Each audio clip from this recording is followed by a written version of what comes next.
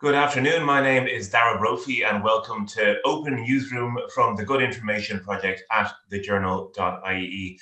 Every month we take a deep dive into a different topic, taking inspiration from reader questions and suggestions. This month we've been exploring the topic of space, the final frontier, as the saying goes, looking at everything from the billionaire space race to Ireland's role in space research and development. Joining me this afternoon to explore this even further are from thejournal.ie, Adam Daly. Good afternoon, Adam. Afternoon, Dara. And also a familiar face and voice from Irish radio and television, space commentator. It's a great job title. Leo Enright is also on the line. Hello, Leo. Hi, Dara. Hiya, thanks a million for joining us. Look, we're going to get bang up to date in a couple of minutes and talk about cutting edge topics like Richard Branson and Jeff Bezos exploring outer or inner space, or I'm not quite sure what to call it. But first, Leo, let's come to you. And can you tell us a bit about your backdrop? First of all, myself and Adam are looking very earthbound compared to you. Well, in fact, I'm just seeing this for the first time as well. This picture came down half an hour ago from Mars. I apologize for the slightly poor lighting. But unfortunately, it's evening time at Jezero crater on the surface of Mars.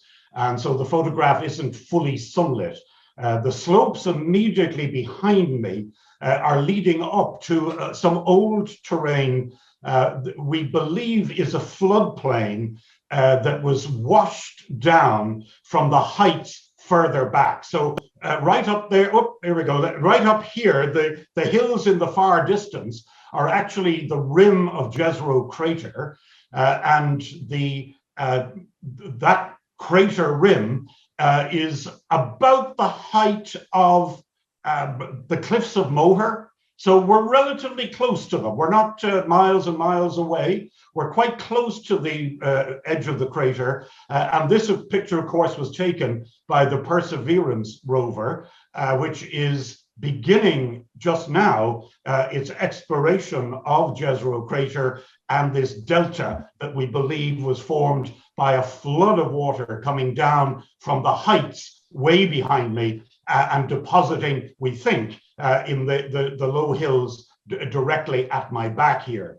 As I said, the photograph was taken just within the past hour on the surface of Mars. The Perseverance rover is part of a joint mission by the Americans and the Europeans. Not everybody's fully aware of that this is a joint mission involving ourselves and the Americans.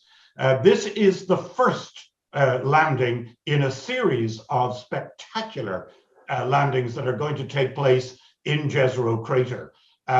In 10 years' time, hopefully, a European lander will land close to where I am sitting at the moment, and a European fetch rover will drive out onto the sands behind me and will collect the rocks from the Perseverance rover that it began collecting this past week. Just yesterday, they finished collecting the first sample of a rock on the surface of Mars that is intended to be brought back to us here on Earth 10 years from now. We are living in extraordinary times. That's all fascinating, Leo. My question is such a parochial news editor question, but is there any Irish involvement in the Perseverance rover mission? Oh, yes. I mean, the Irish, the first thing is they couldn't have landed without the Irish. I always like to remind people of that. Because the navigation of a spacecraft all the way to Mars can only be done thanks to the work of the Irishman William Rowan Hamilton, who devised the algebra that they use to fly in interplanetary space. You need a very particular sort of algebra called quaternions. And a lot of people may remember from their school days being told the story about William Rowan Hamilton and his wife walking along the Grand Canal up towards Dunsink Observatory. You can visit Dunsink Observatory. It's open once a month. I recommend it. But just at Broom Bridge, where the Dart now stops, at Broom Bridge, Hamilton had a moment of inspiration, and he picked up a stone from the canal towpath and scratched onto the bridge at Broome Bridge the equation that now allows us to land like I am now on the surface of Mars. So there is Irish involvement from the very earliest point. Yes, there are a lot of Irish scientists working on the Mars program, most of them in Europe, because one of the most extraordinary things, and again, not widely understood, is that Europe is heavily involved in this Perseverance rover. I spend most of my time now in France. For most of my professional career, I spent most of my time in the United States, in Cape Canaveral and boring places like that, Pasadena, California. Life is tough. But now I spend most of my time in France, because all of the major instruments aboard this extraordinary rover were actually developed in France with support of the European Space Agency. So this is a joint European-American project, and Ireland is very much involved, although, to be honest, I wish we were a little bit more involved, because we don't make a direct contribution to the Mars program per se. We have to contribute to the overall science program of the European Space Agency, but we don't make any additional contributions to the Mars program. So for that reason, there aren't any specific Mars contracts flowing into Ireland. If you want to complain about that, send an email to your local TD. Okay, Kirk.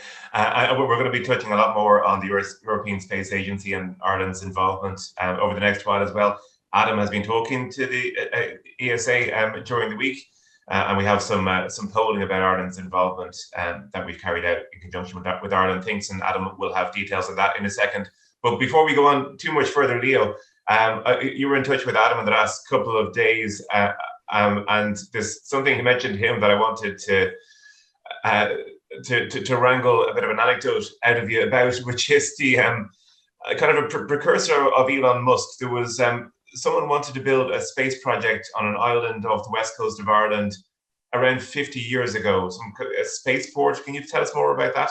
Absolutely. An extraordinary man called Chris Hudson. Chris, thankfully, is still with us. He is one of the early visionaries of commercial space flight.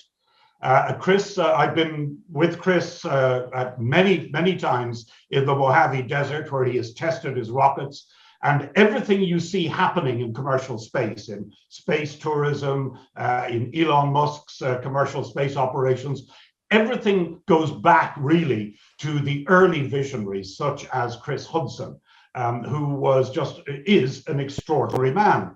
And his first venture into space commercialization, in other words, getting space out of the hands of the big superpowers and involving entrepreneurs, capitalism in space, I suppose you could call it, capitalist pigs in space, if you're of that mind.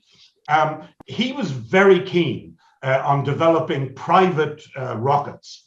And he was obsessed with the idea that these rockets wouldn't just take off and go into space, but that they would come back and land back at the launch pad, as Elon Musk now does. That is essential if you're going to make space realistically competitive for commercial exploitation. So Chris came up with this brilliant idea, and he designed a rocket, which became what's known as the Phoenix. It was an early single stage to orbit, which would return and land at the launch site. And he was looking for somewhere to launch it. He was also, as it happens, looking for some money. He was looking for somebody to invest in his project. And he heard, I don't know where Chris heard this, but he heard that the Irish had been developing innovative funding methods, like, for instance, Shannon Free Airport. I think that was what set him going, was that he'd heard that the Irish were very innovative in encouraging commercialization of Airlines. So he approached the Irish government and said, look, he said, I've got this great idea, and I think Ireland would be the perfect place to start a spaceport. And so he proposed one of the Blasket Islands as the launch site on the basis that it was perfect because you could launch north or south without flying over populated areas. And it was away from population. So if the rocket blew up, nobody would be hurt. There might be a few, God help us, a few seals might get hurt, but there wouldn't be much in the way of people because sadly, as we all know, the Blaskedi were abandoned many years ago. And the only person living on the island at that time might have been Charlie Haughey. So anyway, he approached the Irish government back in 1972, and they all laughed. So as the famous comedian once said, they're not laughing now. Very good. Thanks for that, Leo. Bring us back up to date in terms of what the billionaires are up to at the moment with Branson and Bezos. I suppose that kickstarted a renewed interest in space among people who may not have been paying too much attention over the summer. They were intrigued as to, would space tourism really be a thing? Would it be affordable for the average person? We might come to our polling on that in a second, Adam, if you want to have that ready. But first of all, Leo, I'm still interested to figure out, there was a lot of debate as to whether or not they went to space in that. But it's not really like turning on and off a light switch. You're not suddenly in the atmosphere and then in space. So, is this actually space tourism? Are they going to space, or is it a bit of a marketing ploy? I think the strict technical term, Dara, for what they're doing is joyriding. This really is not serious in terms of the long-term exploration of outer space, or indeed even the major commercialization of spaceflight. Branson does have a project called Virgin. It's not, they have another name for it. It's not Virgin Galactic. He has another rocket which is launched from an aircraft wing, which actually does go into orbit, and that is commercially viable and does do something useful. It doesn't carry people. The vehicle that he rode on and may have nearly have died on. Breaking news, as they say, in the last overnight, is that the Federal Aviation Administration in the United States has grounded Branson's project because they broke red lines on that mission.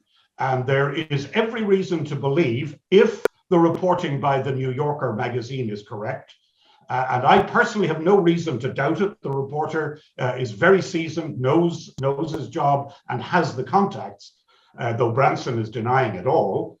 But the New Yorker magazine, I recommend anyone who's interested go to the New Yorker magazine, because they have an absolutely blood-curdling account of how close Richard Branson may have become to being the first billionaire to die on a space mission. This was a desperately serious situation. They ignored a flashing red light, and the Federal Aviation Administration finally have developed some cojones and have finally stepped in and told him he cannot fly until they are satisfied that this sort of incident won't happen again. An extremely dangerous moment, and it's not being reflected in the media at the moment. Because really the caravan has moved on and people are concerned about more important stuff. But I can tell you one thing, if you look at the stock market, the investors have noticed. Right. Yeah, I'm not sure I'd be too keen on going on Virgin Galactic or any of the putative space missions myself. I was just doing some research earlier this morning, and I found a story about back in 2011, William Shatner, who everyone knows as Captain Kirk, was offered a jaunt on Branson's rocket, and apparently turned him down unless Branson paid him 200 grand. He's apparently afraid of flying, which is a disappointment for anyone who was a Trekkie in their younger days. Can I come to you on this, Adam? You have results of that poll that we commissioned on whether or not people would actually go to space if given the option? And even if it was free, what's the data there, or data? You never know. What's the results? Yeah, well, as you were saying, we had polling carried out by Ireland Thinks, and we asked the public a number of questions, and one of them being, would you actually travel to space?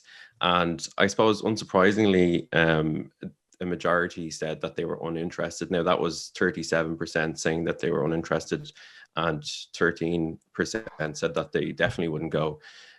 So even if it was free, people have that hesitancy about whether they take the adventure of going to space. But I suppose in its current form, as Leo touched on there, it's still quite early doors on I suppose a commercial viable tourist sector, I suppose, for space travel. So I can understand people's hesitancy, the concept of being launched into space as such, and being in the early percentage of people who do it. I think I'd be of the camp to wait it out and see how it kind of plays out. But I suppose the experts kind of point to the fact that we're a while away from being colonies on the moon on holidays. Yeah, it's the food I think I couldn't stomach.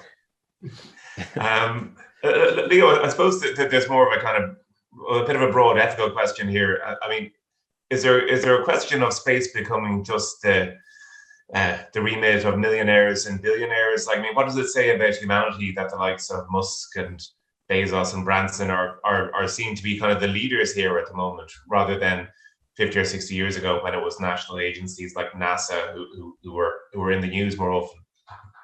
Well, I think it's an inevitable phase of the development of space exploration. It's not dissimilar to the development of aviation. Admittedly, the earliest flights, of course, were done by two bicycle makers, the Wright brothers. They pioneered early aviation, but they couldn't have done it without the U.S. government, of the U.S. military, who funded them once they had demonstrated that they could do this. We saw a similar thing here in Ireland with the great Pierce Cahill and his father. Pierce, the legendary Irish aviation pioneer, he and his father had an automobile garage at Crossgruns Bridge in Dublin, just up the road from the British, at the time, the British military base, military air base, Collinstown. And Pierce Cahill's father started tinkering with car engines and putting them into airframes. And so the earliest Irish aviation was done by the Cahills, way back, obviously, in the 1920s and 1930s. And they went on to develop quite a successful aviation business, while at the same time, the state began in parallel developing Aer Lingus. So we see something vaguely similar with the space business. Branson is a complete sideshow, if not a clown show. The Musk operation is rather more durable, I think. I think he will make money out of what he's doing, bringing a few rich people, to the edge of space. Sure enough, there's probably a bit of money to be made out of that. And I don't think the guy is stupid, so I guess he knows what he's doing. And it does look like he'll have the field to himself pretty soon. But the real game, obviously, is getting out there into space. Let me just make clear the difference between what Bezos is doing at the moment, although he is building a bigger rocket, what Bezos and Branson are doing, and what, for instance, Elon Musk does. I mean, car enthusiasts talk about 0 to 60. Well, if Musk is doing 0 to 60, Branson is doing 0 to 6. That's where he is. He's not really breaking any barriers in terms of technology.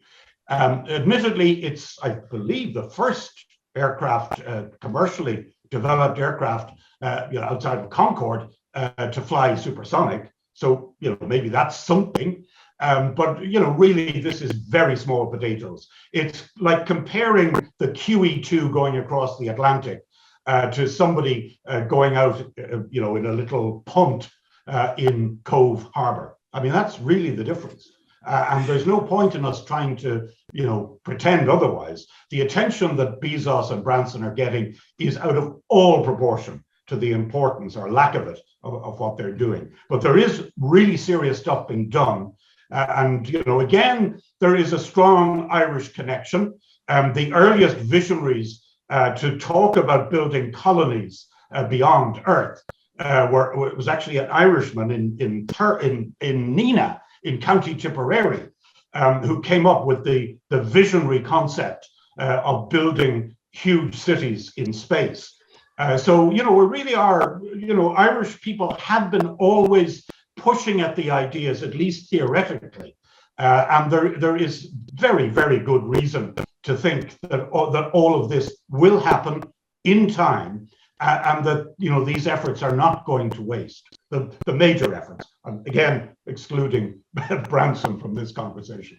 Yeah, well, I think taking a hint from you there, we might park Branson and Bezos there for now, and we can talk about the Irish research and development and that sort of thing in the next little section. I was just going to mention, by the by, it's great to hear Tipperary getting a mention, because all the visionaries you've mentioned up to now seem to be in the broader Fisborough area. There's like an overrepresentation of that particular part of Dublin in terms of Ireland's space and aviation history. But Adam, I'll come to you first of all on the next little section. Sorry, go ahead. Yeah, I should. Sorry, I didn't make clear. The person I'm thinking of in Neenah is J.D. Bernal, one of the greatest geniuses to have ever lived in Ireland.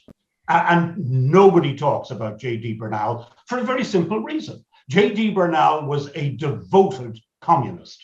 He believed for his entire life that the solution to our problems here on Earth lay in socialism and going further into communism. And for that reason, and that reason only, J.D. Bernal, who has contributed enormously to, for instance, the exploration of Mars with his X-ray diffraction work, he has been wiped from Irish history because he was considered in Catholic Ireland to be an apostate. What sort of period was he knocking around in? Bernal died in the 1970s.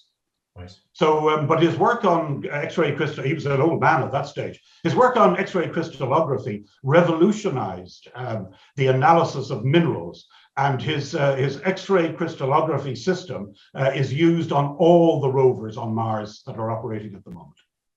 Right. Speaking of space exploration, the project that you were covering recently for us, Adam, was I wanted to come to you about the satellite that's being worked on in UCD. So there's trials, I understand, it's going to be taking place this month, and then next year it could be launched into space. You were speaking to the professor who was helming that project. Do you want to tell us a bit about what you learned, Adam? Yeah, so AirSat-1 will be, I suppose, when it's launched, hopefully sometime next year, it will be the first ever Irish-made satellite sent into orbit, which is an even bigger deal when you think that it's being made by a group of students, but also their professors who are overseeing it. So it's a really, I suppose, exciting project for students in particular. And speaking to a few of them on the project myself, that was kind of the overall sense, was that they've all grown up with a love of space and would never have imagined that they'd be building a satellite in college. And so just to explain, all of this is facilitated by the ESA, which is the European Space Agency, and their Fly Your Own Satellite project. And it's part of their educational program, in that they offer these kind of opportunities. So it's led by Professor Lorraine Hanlon in the UCD Science Centre. And essentially, the team have been working on it for the last 2 years. There's been a few kind of dates put out there for when it's going to be launched, but it goes under such rigorous testing that the process can be kind of dragged out a little bit. So the AirSat, as I said, it's a CubeSat, so it's about the size of a shoebox. And on board, it has 3 experiments that are going to be tested while it's out in orbit. So it's hoped that they'll get a good space in orbit, and it will be up there for hopefully 2 years. But if they get 1 year in orbit up there, they'll be happy enough. But they even built an observation kind of center on the roof of the School of Physics in UCD2. So they'll be waiting when it's in orbit. I think there'll be about they'll have about 9 minutes when the actual satellite will pass overhead, and they'll be able to take the recordings of their data and stuff like that. So obviously a lot of work goes into building these and getting them launched, but then there's also the monitoring and the data collection when it's up there. So it's obviously a very exciting project to get behind, and by the sounds of it, it's probably the first of many that the school in UCD are planning to get behind. So I think for young students hearing that, there's more opportunities now in the space sector in Ireland, be that in the industry or even in academia. But as I say, a lot of this is facilitated by our membership with the European Space Agency. Leo, is that a project you're keeping tabs on as well? Oh yeah, I mean, this is fantastic. And really one of the most important things to bear in mind here is the sense of collegiality. Lorraine Hanlon is really famous within the science community here in Ireland for her encouragement of her students to be the best they can be. And this is really extraordinarily common in the space science and engineering community. The leaders, and I'm going back now generations, back in the 1960s, there were people in UCD, but also at the Institute for Advanced Studies, also in Dublin, who were actively promoting young people to get them interested. And the result is that we have an extraordinarily deep bench of scientists in Ireland who are experts in some pretty exotic fields. And that's important because when you do this sort of difficult stuff, you really have to be on the absolute top of your game. And having these extraordinarily talented people then teaching our younger students and pushing them to be high achievers pays enormous dividends nationally. Nothing to do with space. I mean, most of the people who go into space-related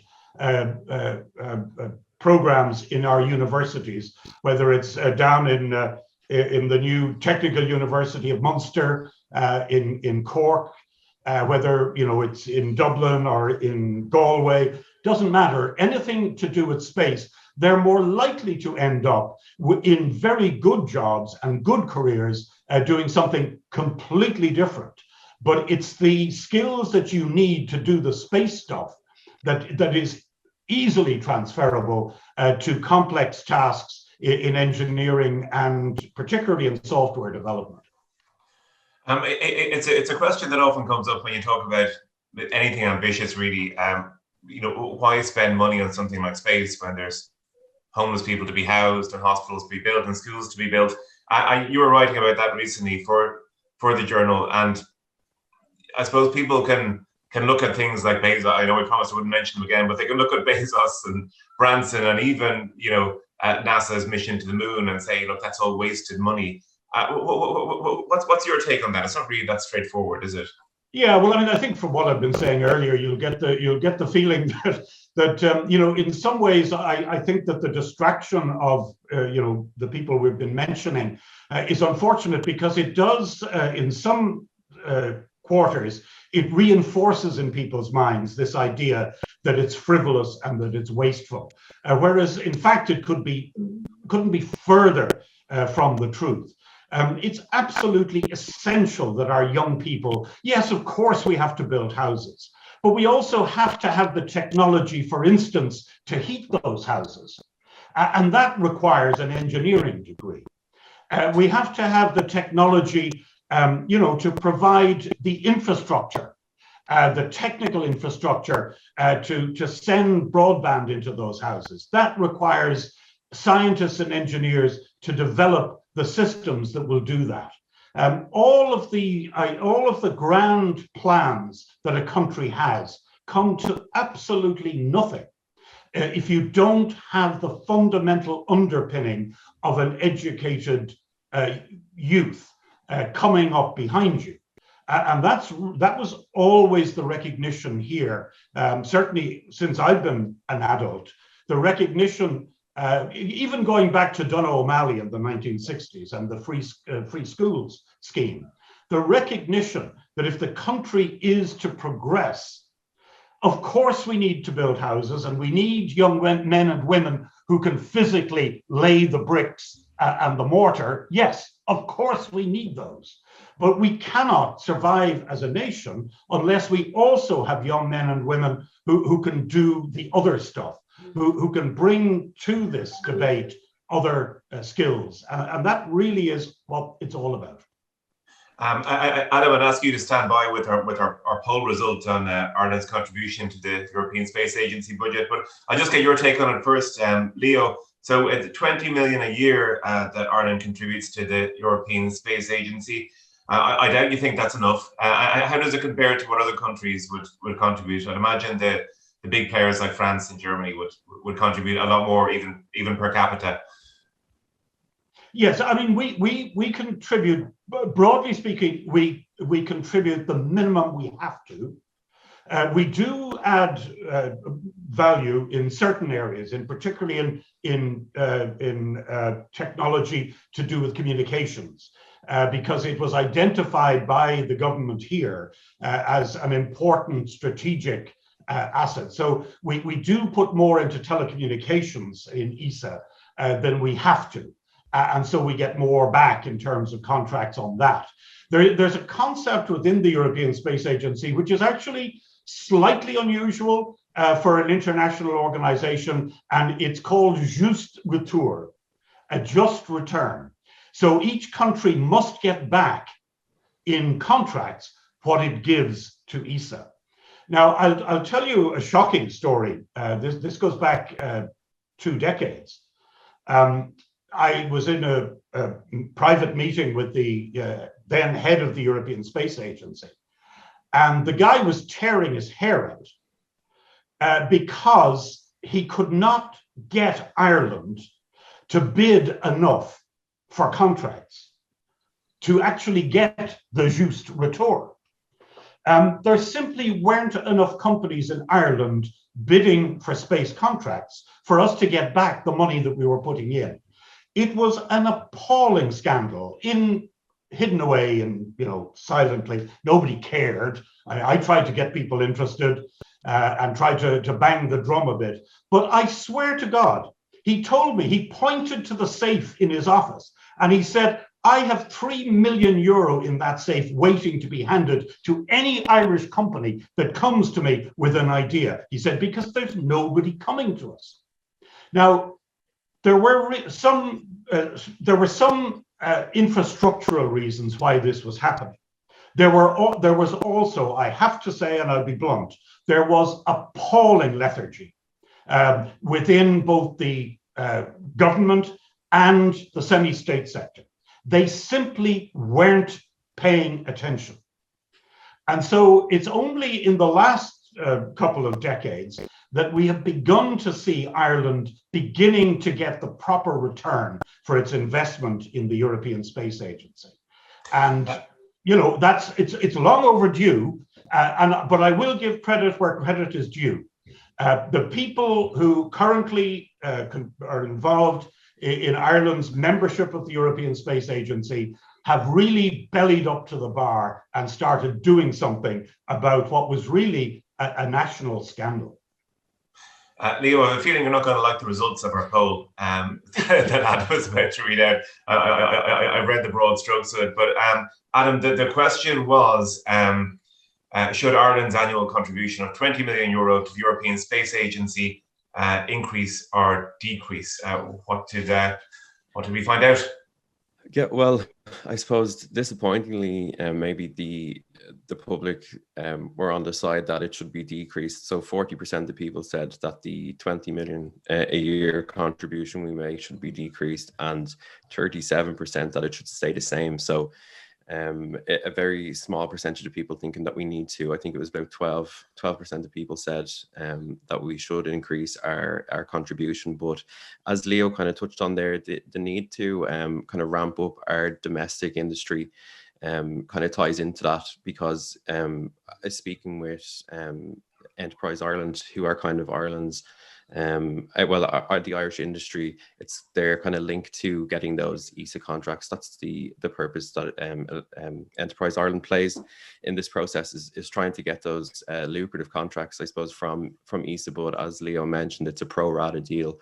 You get out what you put in. So while ideally we'd want to ramp up our contributions, and in return we'd get more contracts and probably be able to cash in on the growing global space market. But at the same time, there's no point in us increasing our contributions when our domestic industry doesn't have the capacity, let's say, to keep up with the possible demand. So it's kind of a balancing act, really. Yes, if we invest more in ESA, we'll get more out of it, but we also need to invest in our domestic industries and the academia side of things, so that we have the capability.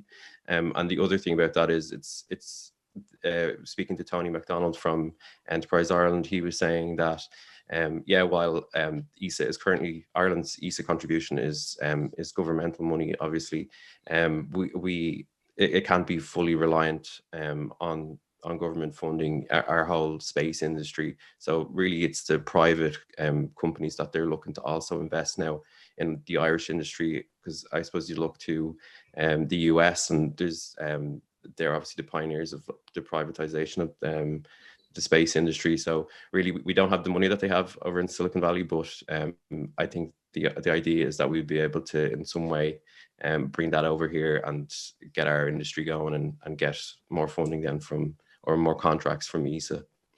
I suppose, well, if you can learn anything from the results of that poll, it's that, the results might change and might get a bit more positive if there was more coverage and more promotion of Irish space issues, hence the Good Information Project this month. That's kind of part of that. But Adam, I suppose for people who don't know much about the European Space Agency, I know you've got an article coming up on the journal over the weekend. You were kind of looking at the basics, like 10 o'clock on a Tuesday morning, what are the European Space Agency doing? Are they a space agency the same way as NASA is, the same way as the Russians have? How does it work? Where's their headquarters? All that. Can you just tell us a few basics about it? I suppose it is a unique space agency to start off, because it's made up of 22 member states, where when you look at the likes of NASA, obviously that's a whole different vehicle. And then when you look at the national space agencies in the likes of China and India, the EU's space agency is unique in that we have 22 member states. Each one is a member of the council that kind of governs the whole agency. And then within that, we all have one individual vote. Now there's different committees and stuff, and it's broken down like that. And there's a lot of Irish involvement in these committees. And essentially some of the committees will then decide, well, they're kind of the people apply for the likes of the tenders that are issued, or even to participate in certain ESA programs that are advertised. And there's a lot of Irish involvement. I was chatting with Professor Peter Gallagher. He served on a few of those committees, and something he said was the volume of Irish applications is really heartening to see, and it's something that they've seen an increase over the years. So there's a big involvement, obviously, in Irish involvement in ESA, but I suppose day to day, their headquarters, they have a few headquarters around Europe, and I think the main one is in Paris, and they have one in Belgium, which is where the first Irish satellite is going next month, or this month, I should say, for testing. And then most importantly, they have their spaceport in French Guiana, which is where the UCD team are hoping that they'll be able to launch off their satellite from. So they operate similar to the big agencies. It's just that from my own research, they're a bit more modest, I suppose, when it comes to it. And then you also have to remember that the coverage, I suppose, of the modern space race is very much dominated by the big personalities of the billionaires. So they kind of take the limelight, but they're not necessarily, I suppose, the leading agency out there. So, I mean, I suppose if we want more people to be interested in what the ESA are doing, or the Irish projects that are happening at the moment, associating like personalities with the issue always helps. To that end, like there's a lot of Irish people who applied recently to go into space. Leo, is that something you've been keeping track of recently? Are there any like Irish astronauts in training? Is that a news story we're likely to see in the next couple of years? And has there ever been an Irish person in orbit?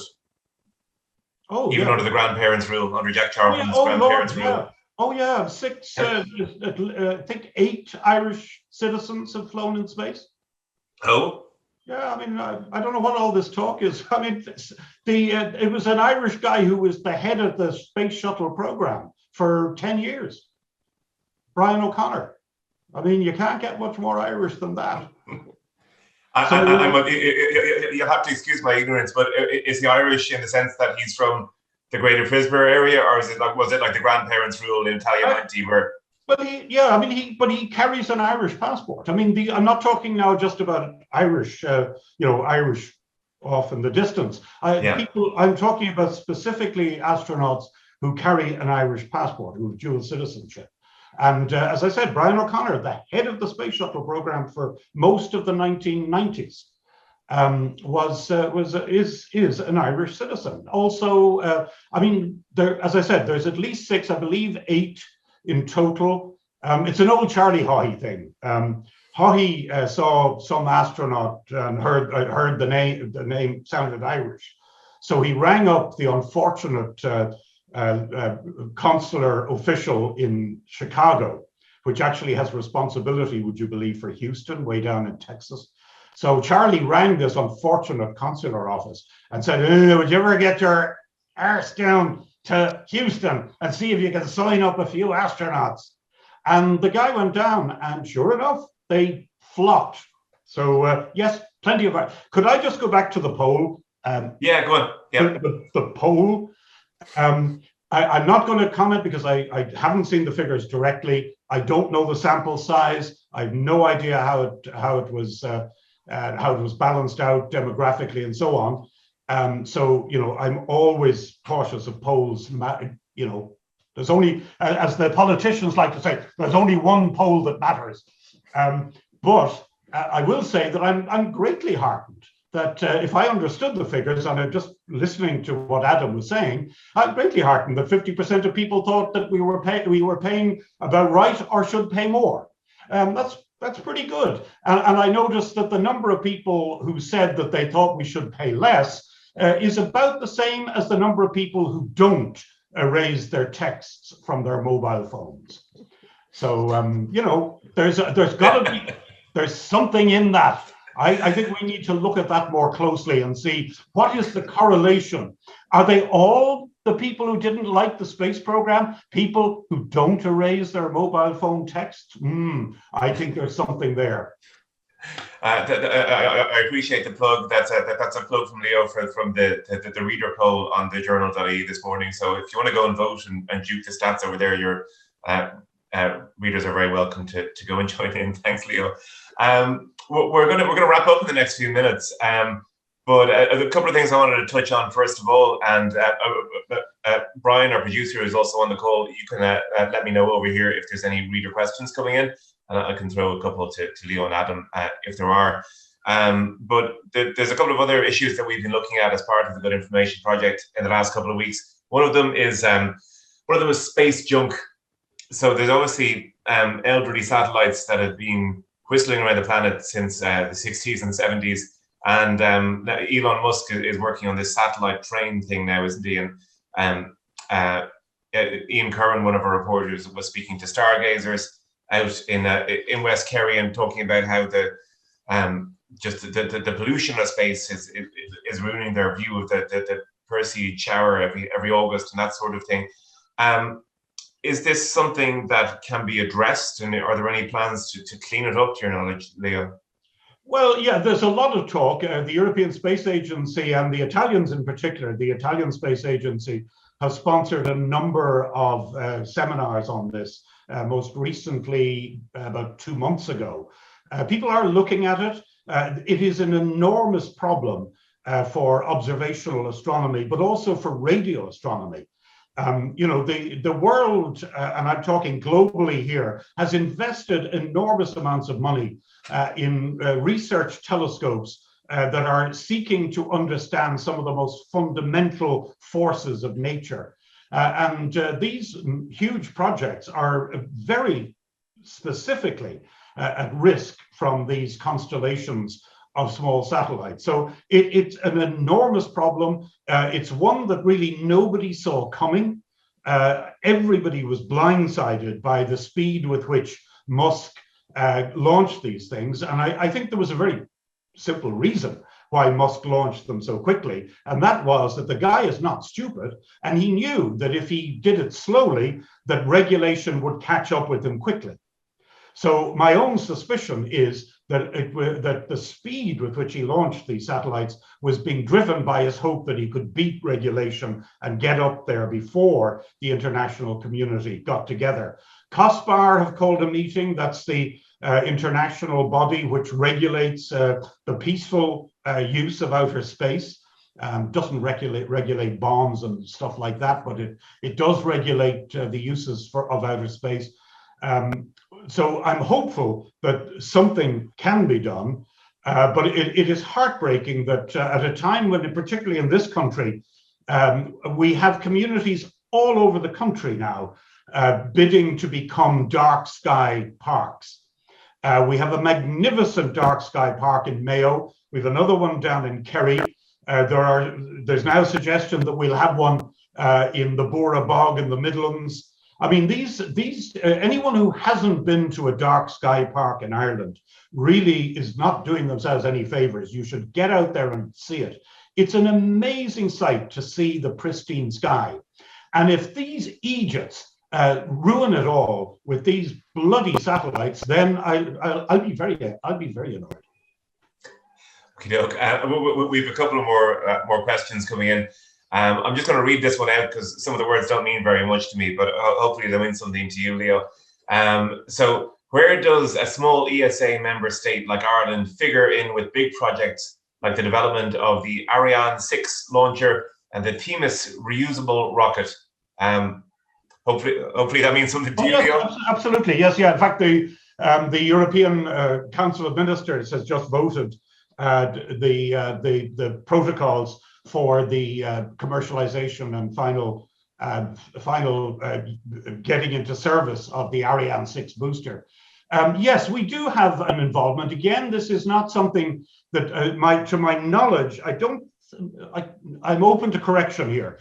I don't think we're directly contributing. I haven't looked at the figures lately, so I'd be careful here. I'm not certain that we're contributing any additional money to Ariane 6, but we do certainly contribute to the Ariane program in the sense that we have several companies that are supplying both ground services and software to the Ariane program. So Ireland is definitely involved, but I wouldn't say, a bit like the old ham omelet, the chicken, the chicken is involved, but the pig is committed.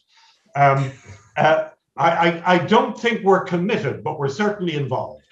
Okay. I have another question in here, and this might be our final one before we wrap it up. Are Bezos and Branson really not playing second fiddle to Elon Musk, as SpaceX are already launching payloads to orbit, resupply and crew missions to the ISS, not to mention the drama around NASA's lunar lander contract? I'm not sure which. That's another reader question. Yeah, the contract. Yeah, I know there's no question. We've discussed already that they really are chalk and cheese, the programs. Now, to be fair, Bezos has a project called New Glenn. The thing that goes up and down for the joyrides is called New Shepard, named after Alan Shepard, the first American to do one of these up and down jobs. New Glenn is intended to go into orbit and is like John Glenn was the first American to go into orbit. But there's no question that Musk has been doing the business quite spectacularly. But the jury is still out on his huge, the big FR is the code name for it, the big frigging rocket that he's building at the moment in South Texas near Brownsville. The jury is still out on that. It hasn't flown, and the idea that you could land something much bigger than Liberty Hall on the moon and climb down from the top of it is still, I mean, I know NASA have bought into this, but there are still people who are looking at it and wondering, as we say, Osgailga, feckabid. Okay. Listen, we're going to have to wrap it up. Unfortunately, it's been a fascinating 3/4 of an hour to spend in your time, Leo and Adam. Leo, do you have anything you want to plug before we finish up? No, nothing that I can think of off the top of my head. No, I'm not selling a book or anything. No, so apart from recommending that people take a trip to a dark sky park in the west of Ireland. I really do recommend that. I mean, and particularly now that we're getting into the lovely months, don't forget, I mean, Ireland, forget August is always a mess. Once we're into September, October, even into November, the west of Ireland is the place to be. I mean, it's colder, but the skies are clear and the weather patterns are settled. So I do recommend anyone that can go over to the west of Ireland, go to the Mayo Dark Sky Park, or go down to Kerry, to the Kerry Dark Skies, and it's just amazing. It's just beyond Sneems, if I remember. That's right. Yeah.